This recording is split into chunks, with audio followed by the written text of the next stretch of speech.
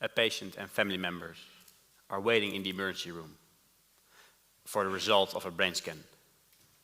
The doctors are looking at the brain scan and they're puzzled. The brain scan they're looking at would normally belong to somebody who passed away. That somebody was me.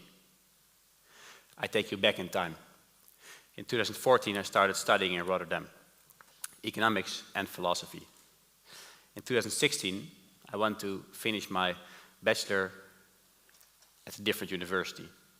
I got accepted at Harvard University. I started living there, got a girlfriend, two great roommates, Tom and Kevin, and I had it all. Until March 10.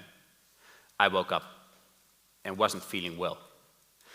A couple of symptoms, high fever, headache, throwing up, not knowing what was waiting.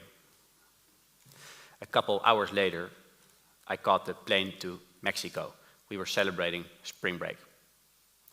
And in Mexico, with Kevin, he joined me, my roommate, and Kevin later wrote a piece what he saw that went wrong in Mexico. So I'm now going to quote Kevin. He writes, "We arrived in Mexico together and Jur was acting weird. Repeating questions and kind of being dumber, which Jur usually is not. I told Jur to take a nap and sleep while I go buy some water. I thought maybe Jur is just dehydrated. I leave the apartment, go to a store, when suddenly Jur sends me a text message saying, I am at the Quad. And with goosebumps I realize, Jur, the Quad is a building at Harvard. We are in Mexico now. What's going wrong in your mind? I hurry home and Jur was gone from the apartment. I start running around the neighborhood, not realizing this was a run for Jur's life. I finally find Jur topless on the street, wearing nothing, only jeans and socks, but not even shoes. I ask Jur, what are you doing? And Jur said, I'm looking for Tom. And with goosebumps I realized, Jur, Tom is our best friend who lives in Copenhagen since a couple of months. What's going wrong in your mind? That's the moment I called the medical team. And that's the moment I often look back on with goosebumps, because the fight for life started. I arrived in Mexico at the hospital, and they realized it was getting dangerous. My parents arranged a medical transportation to San Diego, and my parents also took a flight to San Diego.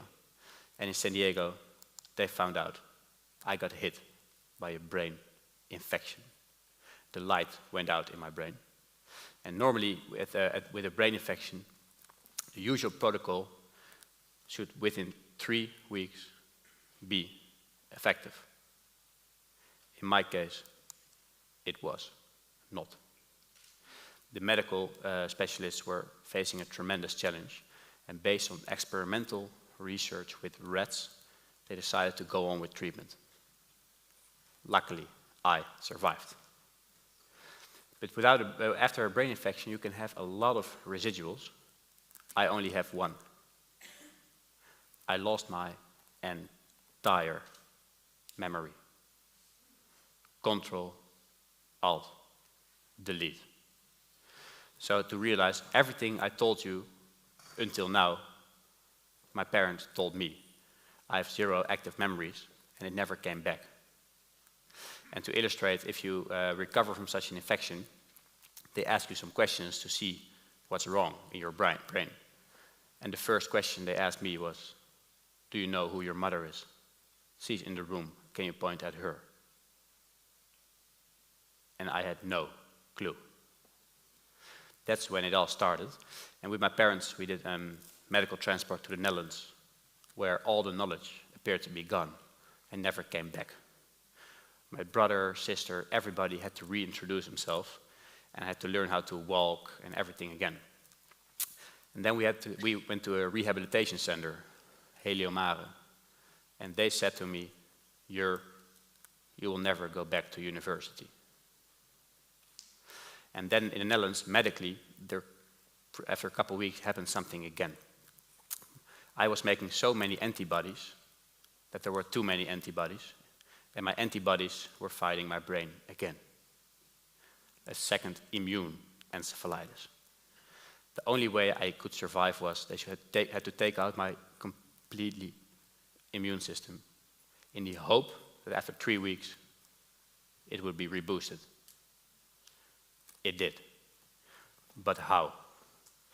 They only can take down my immune system with the medicine prednisone. The side effects are gaining weight, feeling sober, and having problems with sleeping. 30 to 40 milligrams are high dose. I got 1,200 milligrams a day. And that, in fact, with the combination that I lost my entire memory. So I had no friendships anymore. I had friends on Facebook, but no friends in memory. What does it mean to have a friendship without shared memories? So I felt very alone and sober. And then there came a point, I was suicidal and stepped on the railway track. And the ground was shaking because a train was coming. And in split seconds I realized, on one hand, my chances on being lucky are very low. But on the other hand, luck itself is worth everything, it's infinite. And a small chance on infinite is still infinite, I really should not do it.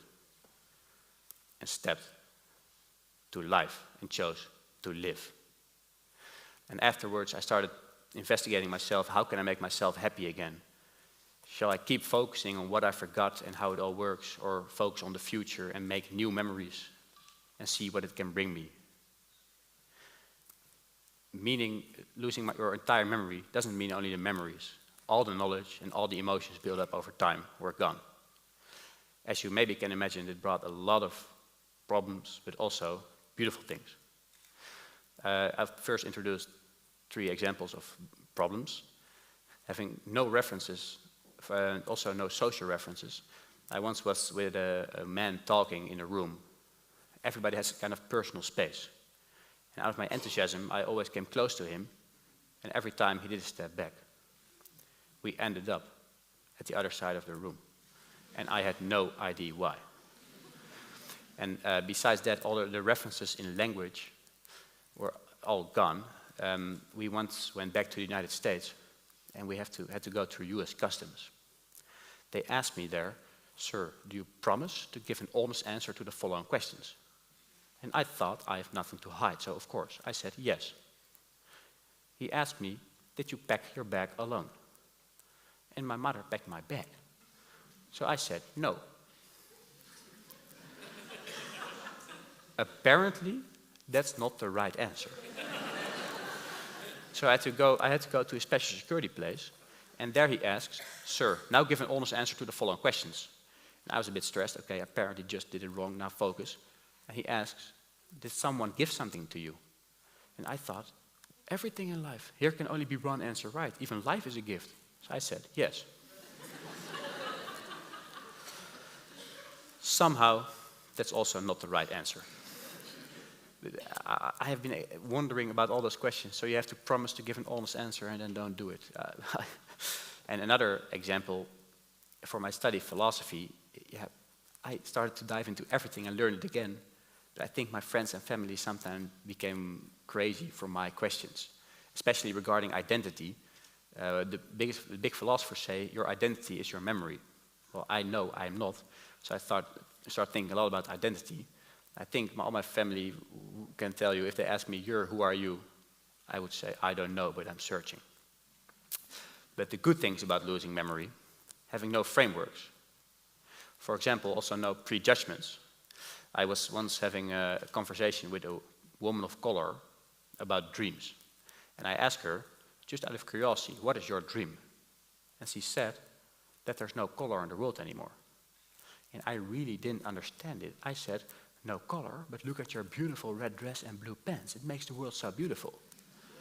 And she put an arm around me and said, "Wow, how can you look at the world like that?" I was questioning, that is no references. Looking at the world like that, I don't know. And also about my study philosophy, I had to learn everything again from primary and high school. But in philosophy, you have to question your own references. Well, I became pretty passionate about it and pretty good at it because I had no references anymore. And then the last good thing about losing memory, looking at the future and having no limiting thoughts like I cannot do it. They said to me that I could never go to university again. And I started working, and it was a long, long way. But without limiting thoughts, I thought, they won't say I won't never do it. And I got my 2 bachelors at university.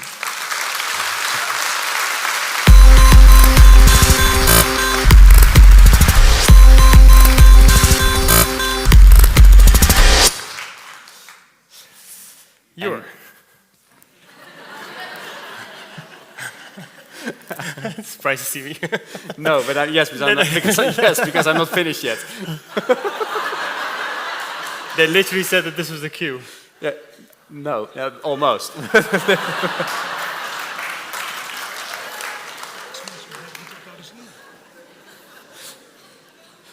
I guess I'm not the only one having issues with social references.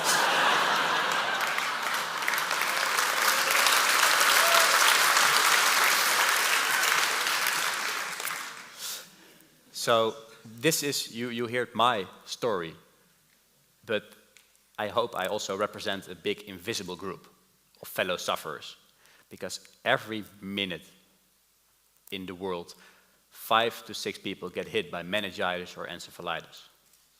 So during my 12-minute TED Talk, that's almost 50 people. And I personally experienced how many questions there are regarding brain. So in 2019, I started a foundation to make groundbreaking research possible. So I started to think outside the box and look positive at the world. So I recommend no one to be as sick as I did, but I realized having no references brought me freedom to live from my heart, freedom to connect with people on my path, freedom to live without prejudgments, and freedom to live without limiting thoughts on my dreams and visions.